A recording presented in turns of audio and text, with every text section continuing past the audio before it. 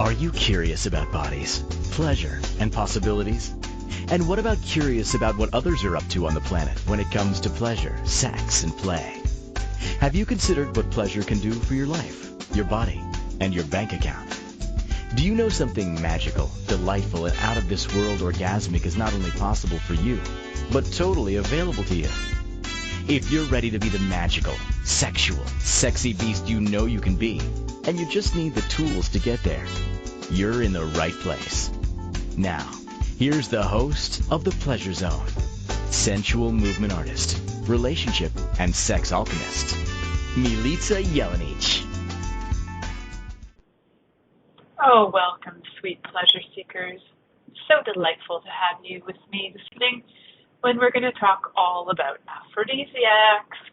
What a delightful topic. And just thinking about that word, aphrodisiac, I'm wondering what comes to mind for you. I'm sure a few things.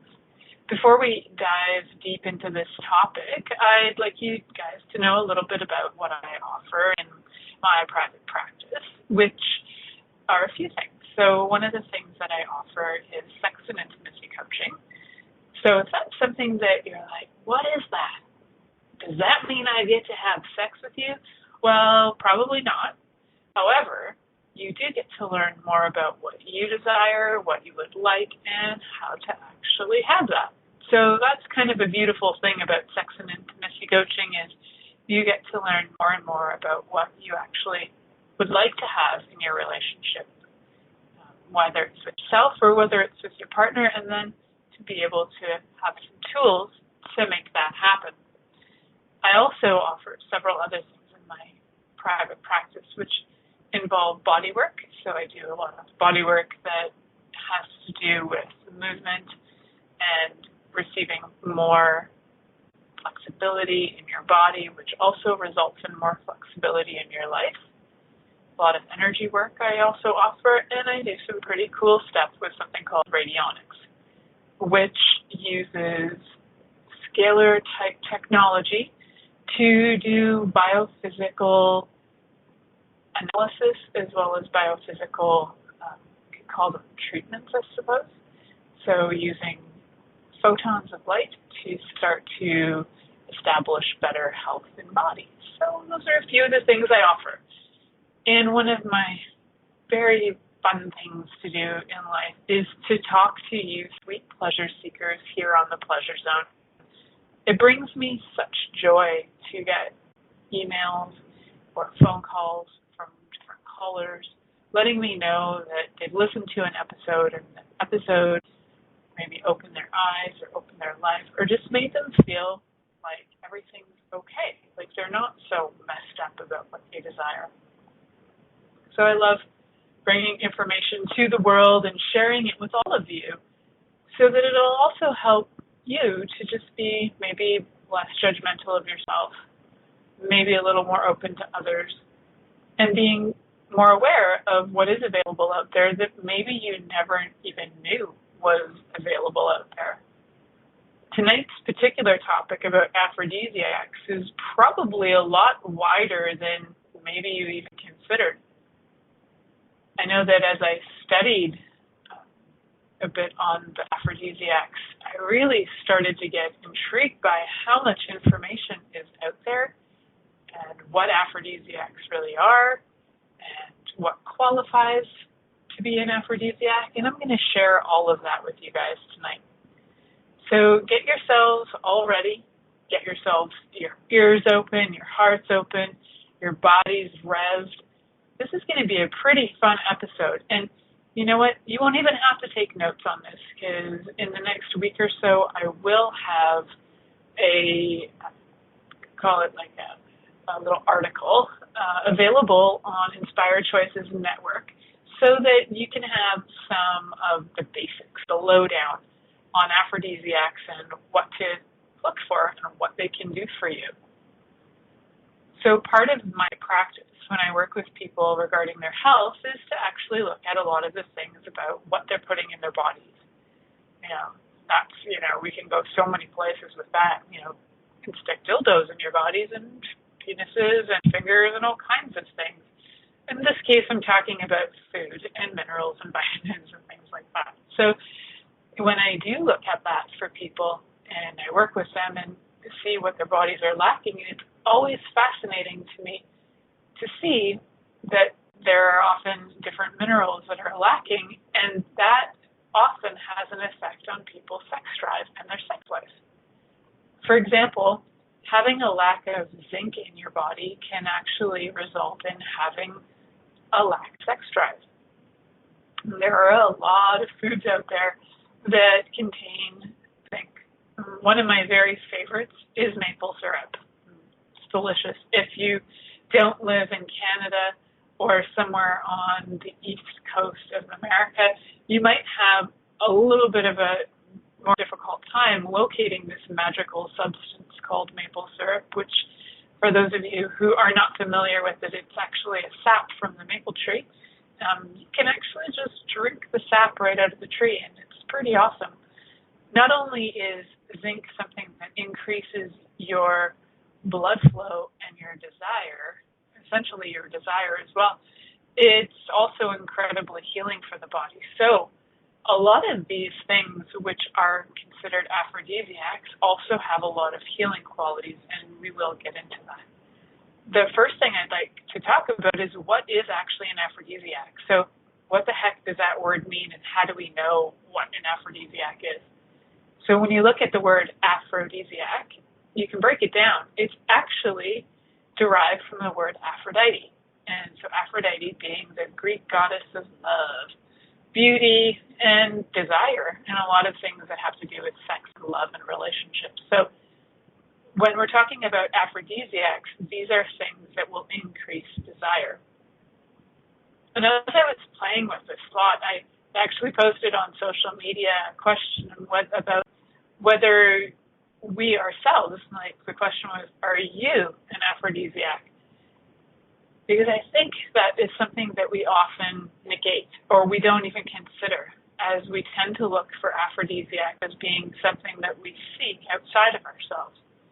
And I'm a huge fan of seeking internally on the first try, and then additionally to add to your life to seek outside of internally. So looking at yourself as an aphrodisiac, just out of curiosity, what would that be like for you if you could acknowledge that you, maybe, just maybe, are an aphrodisiac?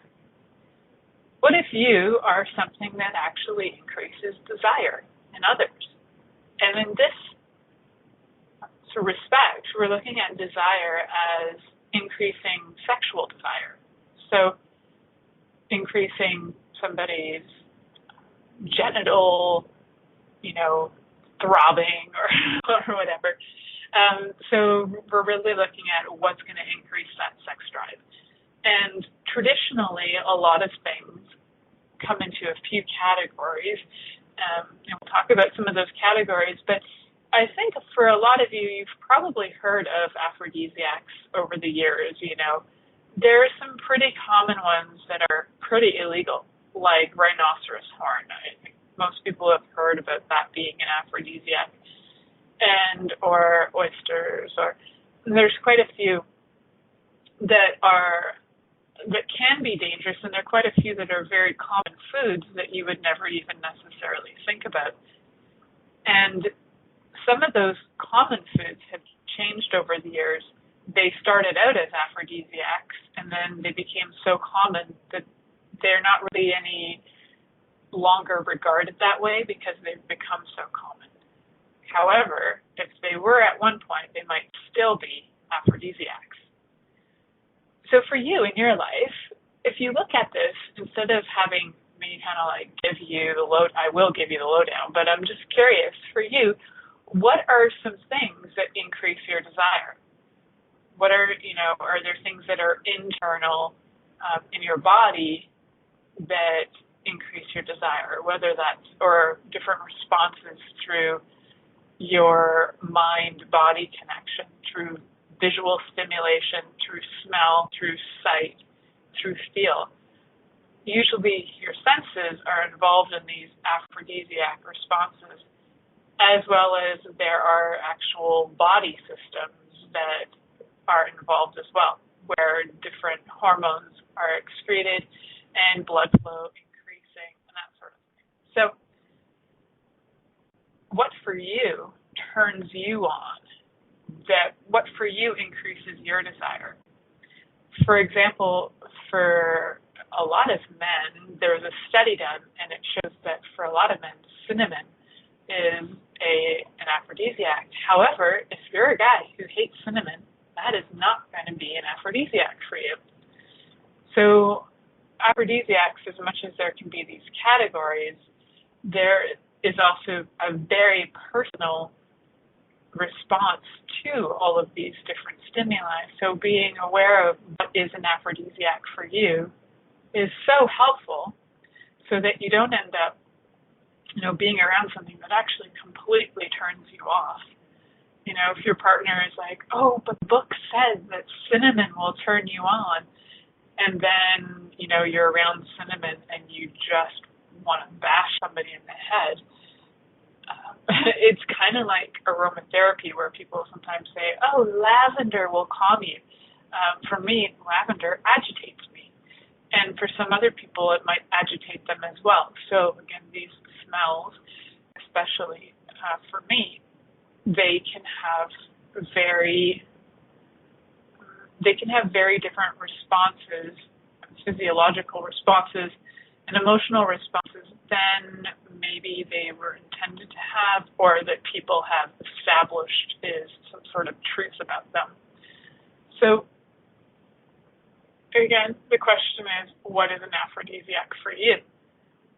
As much as an aphrodisiac needs to have this qualifying thing that's about an aphrodisiac is something that increases your desire, that's one of the qualifiers.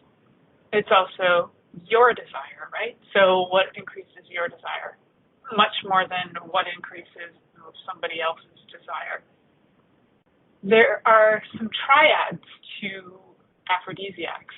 So aphrodisiacs can be enablers, enhancers, and they can also be, sorry, I've got a little something going on in my throat here.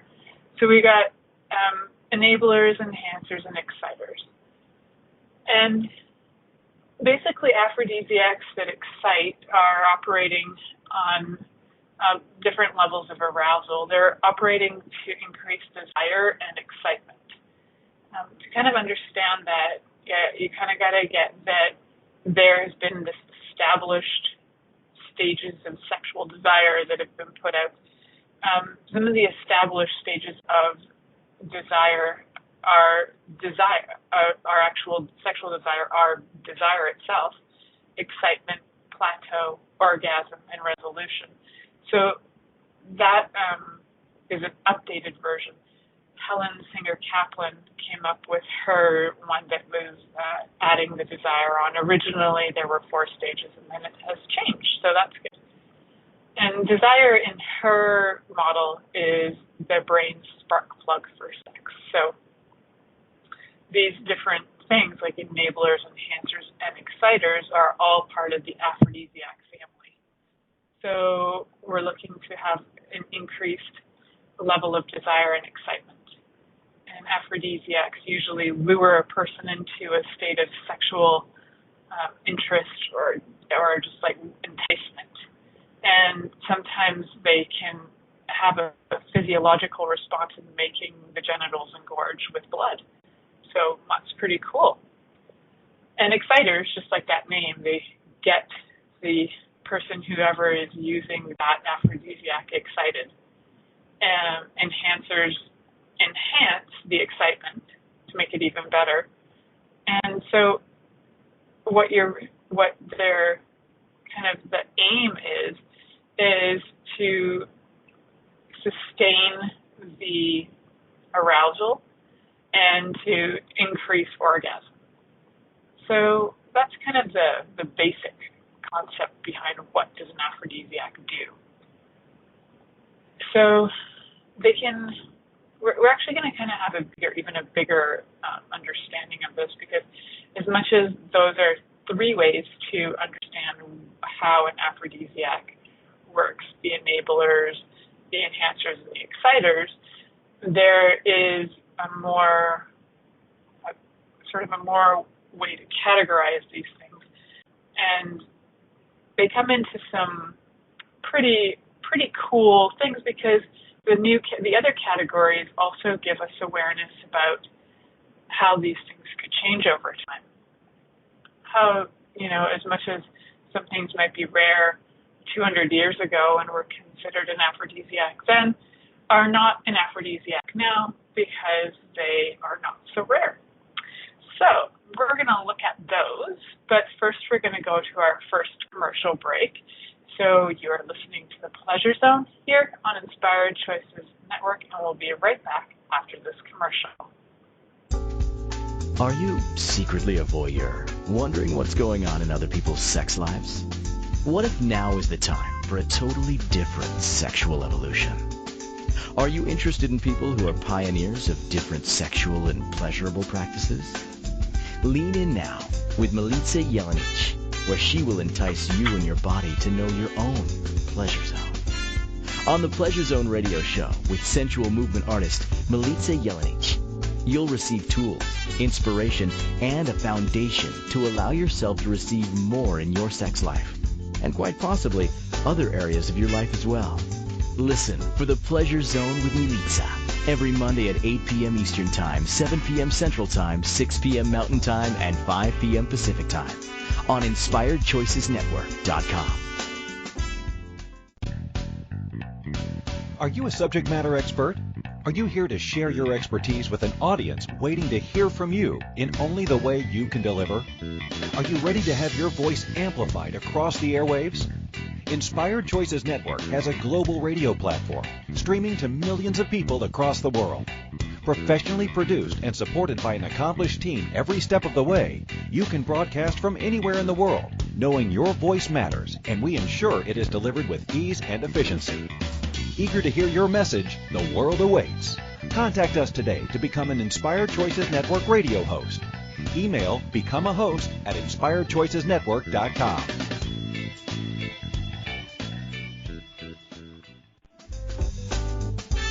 This is the Pleasure Zone with sensual movement artist Milica Jelenic. To participate in the program today from the U.S., call 815-880-TALK. That's 815-880-8255. From Canada, dial 613-800-8736. Or you can Skype us at InspiredChoicesNetwork.com. Or send your questions or comments via email to info@MilicaJelenic.com. Now, back to the program. Hello, sweet pleasure seekers. Welcome back from break.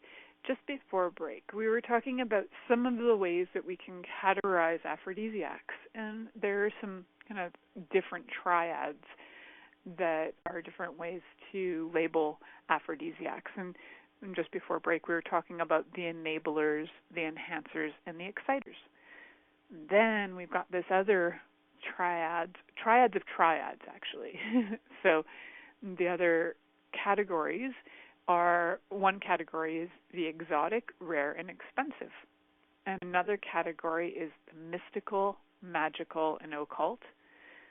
And the other one, which is wild, is the ineffective, dangerous, and unusual, which just before break I was mentioning as well about rhinoceros horn. And that one's actually very, not only illegal, but dangerous. Dangerous for its use, and dangerous because if you did find it and you used it, and somebody knew that you used it, it's on the endangered species list, so you'd go to jail for that. And not that there's actually even been any proof that there is any like physiological proof or anything that could actually say that this is true, that it works. But definitely if somebody offers it to you, don't buy it, because that is completely illegal. Some of the other ones you might have heard of are things like Spanish fly. And I'm not a fan of the Spanish fly thought either, Because one of the things that it does is that it can actually give you an unhealthily long erection.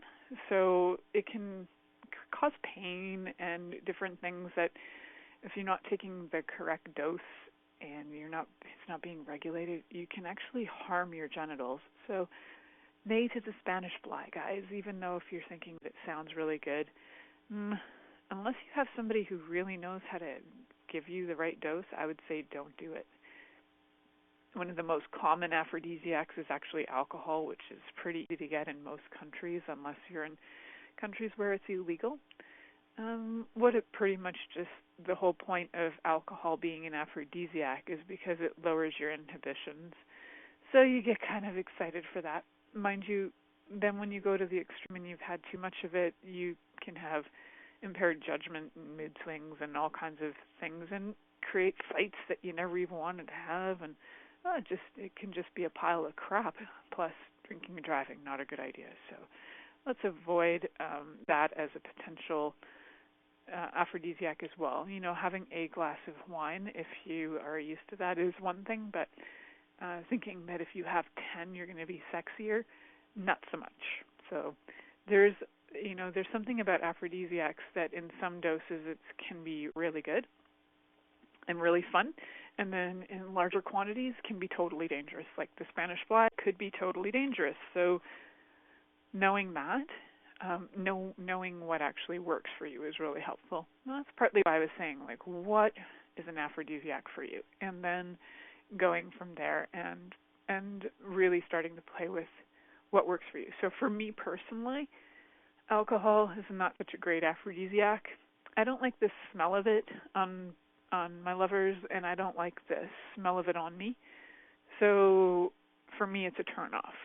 And for some people, it's not. So it's very personal. And there's a whole, even like things that you think are so common that are under the rare exotic thing. Back in the day, chocolate was considered very rare and exotic, and then they started to realize that chocolate actually gets to the same part of the brain as an orgasm. So as much as it was originally an aphrodisiac because of its rarity, now there's evidence that it actually works on the part of your brain that gives orgasms. How freaking awesome is that? I dated a guy once whose one parent worked for one chocolate factory and another parent worked for another chocolate factory. I was in university, and man, that guy would bring me chocolate by like the grocery bag full. Like I'm talking like 50 or 60 chocolates at a time. And I didn't find it to be an aphrodisiac. I find it to satiate like my desire. So poor guy, I was never that horny. But again, I was in my 20s and I was really afraid to get pregnant. So that was probably part of it too. When a person does eat chocolate, though, the part of their brain that feels sex is triggered. So interestingly enough, I probably ate so much of it that I just felt like I was having sex anyways. And so there you go. Another one that's really common is oysters. Shellfish in general, they have a lot of zinc in them. So like we were talking about earlier with maple syrup, it has zinc. So you can have things like oysters to increase your zinc, but it will also increase those blood flows and get your sex drive going. Zinc is super important to sex drive. So if you're feeling like so unsexy, get your zinc checked or contact me and I can find a way to check your zinc. I know how to check your zinc, but yes, that's an option. So there are some other things that are pretty easy to look at for like trying to figure out what is this going to be an aphrodisiac or is this an aphrodisiac? And the list is like truly massive around like what is or isn't an aphrodisiac, and pretty much everything that you can imagine is on the list, including things like beans that you might think, oh man, beans, they make you fart, but beans themselves, when they're cooked, they become kind of soft, and they resemble different things, like different erogenous zones, almost like nipples or clitorises. So even sometimes when people refer to the G-spot, they refer to it as like this bean feeling. So different descriptions, of course, but so they're kind of surprising. And like I mentioned earlier, did I mention earlier? I was thinking about mentioning earlier that even like things like tomatoes. Tomatoes were actually originally called love apples when it was referred to as an aphrodisiac. Now they're just common. They're everywhere if you live in North America. And in a lot of other countries in the world, they're eaten all the time. Strangely, actually, because tomatoes are part of this family of foods that are, what's the word for them? They are like eggplant and tomatoes. They're all this, I can't remember the word for it right now, but they're actually deadly nightshade. That's their term. And so they're considered almost they were actually considered poison. So somehow, somewhere, somebody ate one, and it must have been delightful. And then they all decided that this is an aphrodisiac. And it hasn't been around that long, really, because in Europe it wasn't around only until the last couple hundred years. And it used to just be considered deathly. So it's interesting. And then when you look at foods in general, if you want to just start to learn how to classify, that could be an aphrodisiac or that might not be an aphrodisiac. Look at the ones that when you look at them visually, either look like a phallus, aka penis, or look like a vulva. So things like different exotic fruits like pomegranates, figs, and pineapples, and papayas. If you cut a papaya in half and you really just look at the papaya and you take the seeds out, a lot of people say it looks quite like a vulva. So men and ladies and everybody out there who would really like to practice their skills, their oral skills, get a papaya if you're not allergic to it and enjoy it. Just, eat it up, lap it up, and have a lot of fun. It's also quite juicy, so you're going to have kind of an experience with that. Just kind of like guys, watching women eat bananas and getting turned on by it. Why? Because they look like penises, or even guys watching guys eating bananas, whatever you're into. So my friend is in the chat room saying there's a class in there.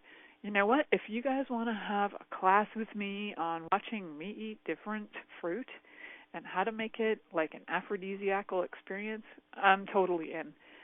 Actually, where this conversation was leading is that there's this fascinating movie out in the world that's called, I think it's called Beyond Dinner. I just got to double check that. And yes, it's called Beyond Dinner. And I don't know if you can still get it, but it used to be on Vimeo. And it is like kind of like a documentary, but not totally.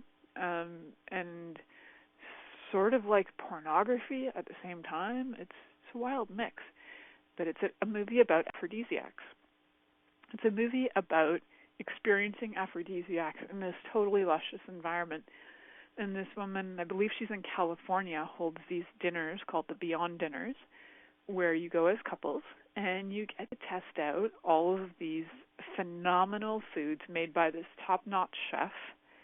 And so there are 8 courses and there are 8 couples. So for every course, you sit with another partner and you get to experience the aphrodisiac food in front of you, whether you're feeding it to each other or eating it in front of them or rubbing it on their body or sticking it on their genitals and eating it off of them. It's kind of like a very open love fest with food. And pretty amazing to me that this is out there and this is available. And when I watched the video, I was like, damn, I'd like to hold one of these. So one day, possibly in the future, I will be posting something to that effect. And I would also like it to be educational, so people would actually know what they're eating and, what the purpose of that is as well. I know it might take away from some of the sexiness of it, but it might add to the sexiness because I'm quite attracted to brilliance, so I'm thinking whoever would come to my class would also be attracted to knowledge, information, and sensual experiences all at the same time. So delightful. So I have so much more to tell you about aphrodisiacs, and I hope you stick around. We are heading to our next commercial break, so stick with me here, and we'll be right back after this commercial break. Are you secretly a voyeur, wondering what's going on in other people's sex lives? What if now is the time for a totally different sexual evolution? Are you interested in people who are pioneers of different sexual and pleasurable practices? Lean in now with Milica Jelenic, where she will entice you and your body to know your own pleasure zone. On the Pleasure Zone radio show with sensual movement artist Milica Jelenic, you'll receive tools, inspiration, and a foundation to allow yourself to receive more in your sex life, and quite possibly other areas of your life as well. Listen for the Pleasure Zone with Milica every Monday at 8 p.m. Eastern Time, 7 p.m. Central Time, 6 p.m. Mountain Time, and 5 p.m. Pacific Time on InspiredChoicesNetwork.com. Interested in masturbating for money, copulating for consciousness, and pleasuring on purpose? 21 Days of Sexual Magicism with sensual movement artist Milica Jelenic is an exploration of tools, processes, and actions that you can use to create more for your life, your body, your money inflows, and so much more. Graduated learning for all levels of interest. Learn at your own pace via video classes or join the yearly live class. Take a peek at www.milicajelenic.com. This is the Pleasure Zone with sensual movement artist Milica Jelenic. To participate in the program today from the U.S., call 815-880-TALK. That's 815-880-8255. From Canada, dial 613-800-8736. Or you can Skype us at InspiredChoicesNetwork.com. Or send your questions or comments via email to info@milicajelenic.com. Now, back to the program. Hello, sweet pleasure seekers. So in this little segment of our show, we're going to be talking about the different foods. And I know just before break I mentioned we're going to keep it pretty simple. The one way for you to look at the foods and keep it pretty simple is to look at which ones look like penises and which ones look like vulvas. Whether that's looking like vulvas without being cut open or looking like vulvas when you do cut them open. And then there are some that are truly, they just have like some good stuff in them that increases your blood flow to the groin. So there are different foods that are like flirt foods, seduction foods, and performance foods. Under the category of flirt food, it's anything that's going to imply sex and also any food that's going to actually send blood to your genitals or even to your nipples, whatever, just going to turn you on. Seduction foods are a different category, so they're also going to be genital looking, but they are they actually supply energy, and they're considered stimulants. So things like chocolate is actually like a stimulant. And then we've got things like the performance foods, and they are about getting the energy into your body. And they're also about keeping your body feeling sort of like maintained but not overly full because you don't want to feel uncomfortable. So they're high energy, high performing foods. So if you're like, what the heck could any of those be? I'll give you the lowdown on a few of them just so that you can have an idea. So, for example, some flirt foods are things like chili peppers. I know for some people that might be really hard to stomach because like too hot. But if you do eat chili peppers, you'll notice that sometimes your face flushes and you might get a little sweaty and your body just feels different, like internally it can start to feel hotter. So if you do like kind of chili spiced food, you might notice that it also kind of turns you on. So all those, go to Indian restaurants and get yourself some chili peppers. And then there's bananas as well. They actually contain a chemical that increases happiness. It also increases self-confidence and sex drive. I eat bananas like daily. I don't actually like the taste of bananas that much. They kind of bore me, but at the same time I like them in a smoothie because they just add a little something. So if you're like, ugh, I don't like bananas either, but you might like banana bread, you can still get this particular chemical called bufotenin that to start to actually come out of your brain if you have it in different ways, whether you're, slipping it into a smoothie or whatever. And then carrots, as much as, if you really look at a carrot, you're like, boy, if a penis looked like that, not such a good thing. However, they do have the sort of phallic look about them. And they're really increased sex drive as well. And they're highly fibrous. And so they actually supercharge the body and helps the body feel strong. So they're, actually when you cut a carrot and you slice it and you look on the inside of it, it looks like kind of like an iris of an eye. And ironically, it actually heals eyes as well. So that's kind of a side note. And there's another something called clary sage, which is more of like I would say it's more like a herb, but like I would add it as something to like a stew. But apparently it's supposed to actually relax, and it's supposed to create intoxicating effects. So I use clary sage in things like stews myself. So just so you have ideas of where can you actually use this stuff. And then I suppose you could also use sage in teas, because I've had that too, and it's quite nice. And now we're going to move into the seduction foods. Things like oysters and shrimp and chocolate. Definitely stay away from the oysters and shrimp if you have a thing that you're allergic to shellfish. And I want to mention this because sometimes you might think that you're increasing your libido or something, and then you come to find out that the person you're with or that you're just about to have sex with is actually allergic to these things. You could truly kill them. So just know your partner before you try and do these seduction foods. And if you are going on a date and, find out if people have these food allergies. It would really, really suck if you go out and you're trying to seduce somebody and in the meantime you end up in the hospital because they're having an anaphylactic experience. So that's just a little heads up. I know it sounds obvious, but I don't actually think it is, guys. I just don't think it's that obvious. So some things to think about. I mention that because one of the seduction foods is actually chocolate. And I have a friend, and her girlfriend is allergic to chocolate.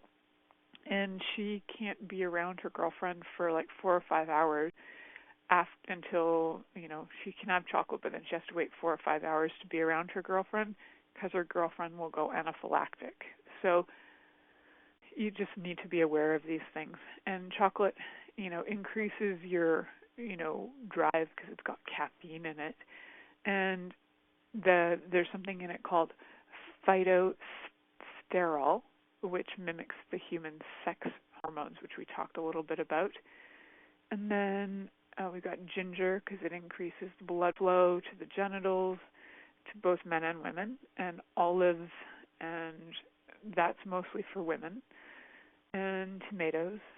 And mostly tomatoes are just because they were considered so dangerous, I guess. Like there was more about them being sort of forbidden fruit. So when you think about that, like what are some of the forbidden foods? That takes you right back to Adam and Eve, doesn't it? And kind of how far back this whole concept goes is like way back to the whole Adam and Eve story and forbidden fruit. If you're not Christian, don't worry about the reference. It's literally like two people ate a forbidden apple. Well, one ate it, the other one enticed the other to eat it, and then all of humanity changed because of this aphrodisiac. Crazy. So when we get down to it, there actually are apples on this list as well. And they're, just because they are the fruit of temptation, but they are filled with vitamins and minerals that can also stimulate sexual desire. So some performance ones are things like licorice, which I personally love, and licorice is fantastic for women. It actually increases estrogens, and it stimulates sex glands, and it brings oxygen to female genitals 40% faster. Isn't that so cool? I personally love licorice, but when they say licorice, they're talking about black licorice, or like licorice root. So true licorice, not like Twizzler licorice. And then pumpkin pie or pumpkin pie seeds, and that's really good for men and for increasing penile blood flow. And actually eating pumpkin pie or pumpkin pie seeds will increase, on average, the blood flow to a penis 40% faster. And I mentioned earlier about cinnamon and how, you got to really think about, is this a turn on for some people or is it a turn off? But cinnamon has actually been used in treating impotence, and it's actually been proven to sexually stimulate men. So there's different foods for sure for different purposes, and when you look at most of them, they have something in them that would be either a mineral or a vitamin that is going to stimulate your genitals, somehow increasing blood flow. I think some of them, too, are funny. Like, some of them are garlic, which you think, well, if you're having garlic, not such a stimulant, like it's kind of smelly. And my dad, I'm going to tell you a story about my dad because I'm talking about aphrodisiacs, but my dad is an avid grower of garlic. So in the springtime, when the baby garlics are coming up, he calls them green garlics, I think that's how he translates it.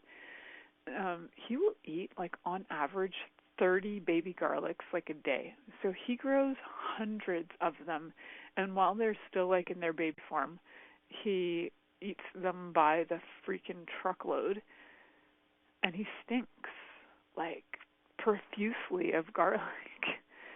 Mind you, it is actually really good for your blood, but I think, again, this is one of those ones where you actually can have too much.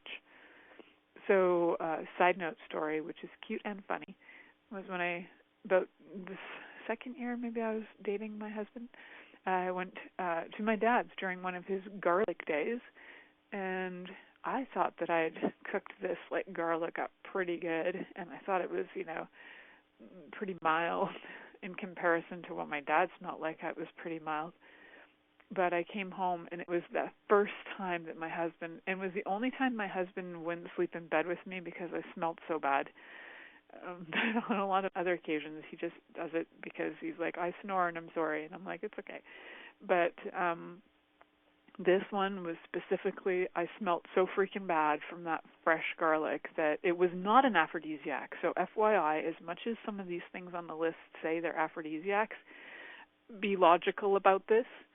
Does your partner want to smell your breath all night and you have dragon breath and you almost kill them? That's not sexy. Just saying. Just think about this. Not so sexy. And even though it might taste so freaking good to you, it might not smell so freaking good to them. So that brings us back to what is an aphrodisiac for you? What's an aphrodisiac for your partner? What do they actually like to smell? What do you like to smell? What do you like to taste? What do you like to feel? Because there is also these different psychological reactions to things. So what do you like to feel? What turns you on? What increases your desire when you touch it? Certain materials, for sure, for me, like I could just touch them and my whole body goes, wow, and just wakes up.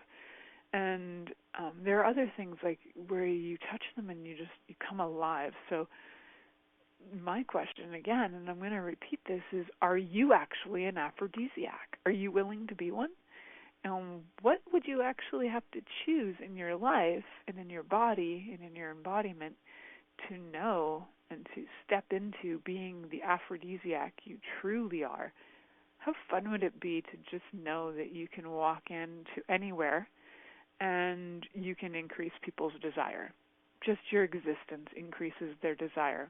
Sexual desire, their turn on, their body is like alive and awake and ready to get her going. And the cool thing is, even if you turn them on, you still have choice. Yes, men, yes, women, you are allowed to turn people on and still have choice. So even if you're willing to be an aphrodisiac, you still have choice as to whether you take the next step. And so do they, right? There's choice. So just know that. And I think a lot of times we might avoid being the aphrodisiac. We truly are, because we think we're obligated to sex or something silly like that. So this is no obligation, total turn on. How much fun can you have just enjoying being the aphrodisiac you truly are? Think about that one for a second. We're heading to our last commercial break here on the Pleasure Zone on Inspired Choices Network, and we'll be right back after this commercial.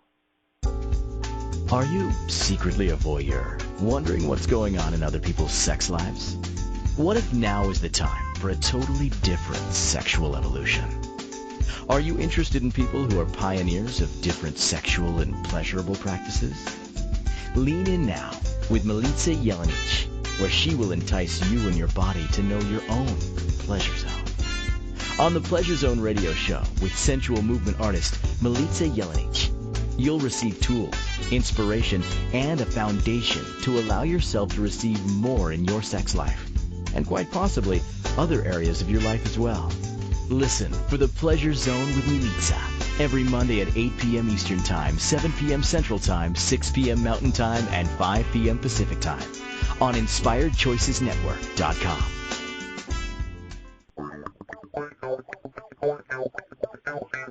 Interested in masturbating for money, copulating for consciousness, and pleasuring on purpose? 21 Days of Sexual Magicism with sensual movement artist Milica Jelenic is an exploration of tools, processes, and actions that you can use to create more for your life, your body, your money inflows, and so much more. Graduated learning for all levels of interest. Learn at your own pace via video classes or join the yearly live class. Take a peek at www.milicajelenic.com. This is the Pleasure Zone with sensual movement artist Milica Jelenic. To participate in the program today from the U.S., call 815-880-TALK. That's 815-880-8255. From Canada, dial 613-800-8736. Or you can Skype us at InspiredChoicesNetwork.com. Or send your questions or comments via email to info@MilicaJelenic.com. Now, back to the program. Hello, sweet, sweet pleasure seekers. Welcome back to the Pleasure Zone.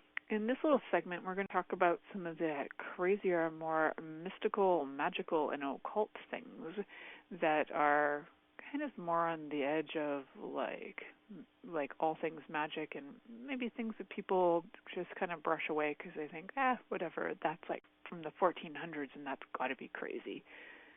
So some of these things are things like scents, like saffron and musk and sandalwood and patchouli. Personally, those are some of my favorites. I prefer musky smells to floral scents. So to me, those would work. Those are like definitely like sexy smells for me. I'm like a hippie and I like hippie smells. So there, from the mystical, magical, and occult, there were actually things called philtres, which were love potions that were thought to arouse love and desire for people whenever they were drank. So I actually have a friend who lives in Winnipeg, and she creates magical elixirs. If you want to know more about her, I'm not going to announce her name on the show because I didn't get permission before saying this, but you can write to me, and I can hook you up with her and her magical elixirs. And they have different qualities to them. So, you know, back in the day, there would be people who were selling magical elixirs all over the place, and that went from being crazy to, you know, now it's come all the way full circle to being healing. It's gone through stages throughout history. So, like love elixirs. So what, for you, if you were going to make your own love elixir, what would you put in it? Like, what would you want your very, the lover of your choice to start to drink? It might be weird stuff. You might be like, I want to put my pussy juice in there because that sounds delightful. I don't know how long pussy juice lasts, frankly. Like, if you're going to put pussy juice into an elixir, I don't know what the shelf life of pussy juice is, but I'm going with maybe a day or two and maybe put it in the fridge. I'm just thinking, like, because one of the reasons is because actually a healthy vagina has really healthy microbiome in it, and it actually can be healing. So the whole concept to me sounds pretty legit. It can be both for love, but also for increasing health in general. So I think that could be fun. And yes, I just said that here on my show, that you guys can all go out and create your own happy, healthy love elixirs by putting your love juice into a bottle. So some of the weird ones that are the ineffective, dangerous, and unusual ones are things like bear's gallbladder, bird's nest soup. If you've never heard of that, go look it up. It'll make you want to vomit. Things like different testicles of animals, like bull's testicles. There's a whole celebration that happens in Canada. They call them prairie oysters. They're bull's testicles. And there's I don't know how many thousands of bulls get their testicles removed for this crazy freaking festival. Then they become, I think, steer. I don't know. I know there's a difference between bull and steer, and I think bulls have their testicles and then steer don't. Anyway, whatever that is. But even things like toad venom and cobra blood and sparrows, just want to puke, right? Definitely verging on dangerous. So likely not to work, just saying. But that is a category of the ineffective, dangerous, and unusual. I think, though, that... that's really funny. I actually think I have the information on how many of these testicles. So, yes, the Testicle Festival is, it's the Testy Fest with 5,000 pounds of deep-fried testicles. That's what happens. It's actually called the Rocky Mountain Oysters. And isn't that excited? Oh, I thought it was in Canada, but it's actually in Clinton, Montana. So now if you want to have that experience of bull's testicles, go to Clinton, Montana, and enjoy the crap out of that. So many things, isn't it fascinating? And then to just think about, those are, things people ingest, the magical, mystical, and occult. What kind of love elixirs are people taking and using? You could make your own, just saying. What would you put in it? And looking at all the other things that are things that we touch, things that we smell, things that we taste. I think that the whole gamut of aphrodisiacs, not only do they change over time because of things that go from being rare to being really available. Things like strawberries that are considered aphrodisiacs used to be quite rare, and we could only get them for a few weeks of the year. And they would even have strawberry festivals. We still have strawberry festivals where I live, and they, there's a whole sort of culture dedicated to these strawberries. And when you slice those babies open too, and you look at them, they have a little bit like a nipple look, or even when you look really close and you've sliced one in half, it's like a tiny little vulva. How exciting is that? So most of these foods, and you'll recognize them by their shapes, if you just go into the grocery store this week, look around for all crazy, wild, and different things that you could just imagine could be an aphrodisiac. And then I dare you to pick up a few and test them. Hopefully you're not allergic to them. And experiment with yourself and your lover and see what's really fun for you to play with, and have your own little beyond dinner fest in your own home and see what's fun in terms of experimentation and aphrodisiacs. Until next week, stay tuned in and turned on. Thank you for listening to The Pleasure Zone with sensual movement artist Milica Jelenic. The Pleasure Zone returns next Monday at 8 p.m. Eastern, 7 p.m. Central, 6 p.m. Mountain, and 5 p.m. Pacific on InspiredChoicesNetwork.com. We hope you'll join us. Until then, have the best week of your life. by choosing to be turned on and tuned in to your body.